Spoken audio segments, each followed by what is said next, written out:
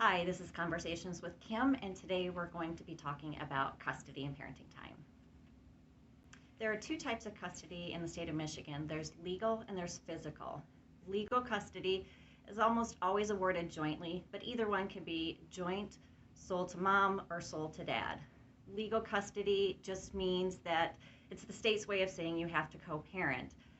So one parent can't make a unilateral decision regarding the child's education, religion, major medical. So you both have to agree on that. And then the physical custody is kind of as it sounds, is who the children reside with most. And that can be a completely 50-50 split, an alternate week or some form of that, or it can be sole to mom or sole to dad. It's just kind of depending on that parenting time order. So in order to begin, you either file, if it's a divorce, you file your complaint for divorce, and then you file a motion with the court to say, they want an order for parenting time and custody.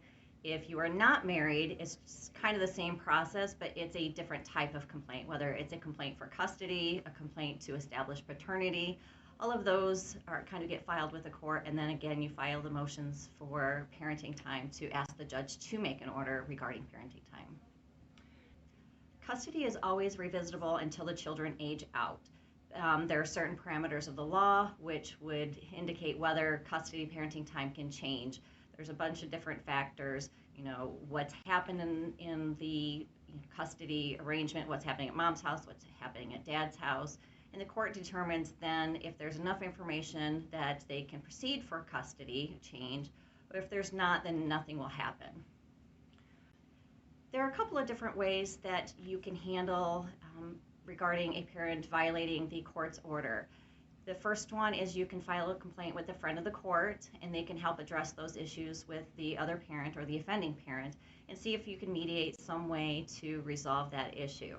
If those violations continue, you can do a motion with the court to either change a parenting time provision or to find that the other parent in contempt, which is basically a civil motion to say why the other parent's violating the order, and the violation actually can result in some jail if the court deems it necessary.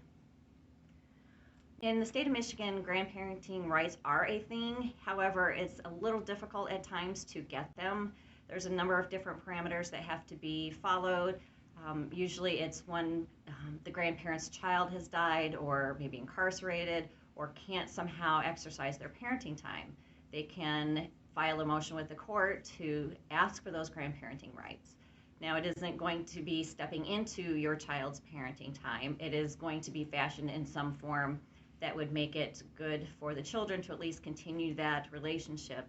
But you also have to show that the other parent is I won't say unfit, but maybe is not making the best decisions for the children if there's a long established relationship between the grandparents and the children. So the court has to decide if it would be in the best interest of the children to continue with allowing the grandparents some time.